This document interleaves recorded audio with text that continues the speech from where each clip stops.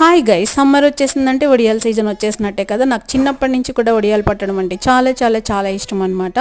So ఈ సీజన్లో ఫస్ట్గా మనం బూడిద గుమ్మడికాయలతో స్టార్ట్ చేసేసాము. నిన్న 2 బూడిద గుమ్మడికాయలు తీసుకుని దాన్ని శుభ్రంగా గురికేసి తోమేసి తెల్లగా బుడిదంతా వచ్చేసిన తర్వాత దాన్ని మెత్తని చక్కని చిన్నగా స్లైసెస్ కింద కట్ చేసేసుకుని ఒక తెల్లని కాటన్ క్లాత్లో గట్టిగా మూడి వేసేసి మూట కట్టేసి దానిపైన ఒక పెద్ద బండ రాయిని పెట్టేశారనమాట. దానికోసం మినపప్పుని నానబెట్టి పొద్దున్నే ఆ మినపప్పుని రుబ్బేసి దాంట్లో అల్లం పచ్చిమిరపకాయలు పేస్ట్ ఉప్పు కలిపేసిన తర్వాత ఫ్రెష్గా కొన్ని ఉల్లిపాయ ముక్కలు కూడా కలిపారు మా మమ్మీ అయితే ఈరోజు. దాంట్లో మనం నిన్ననే కోసి పెట్టుకున్న బూడిద గుమ్మడికాయ ముక్కల్ని బాగా మిక్స్ చేసి ఇలా వడియాలు వడల్లాగా వేసేసామన్నమాట.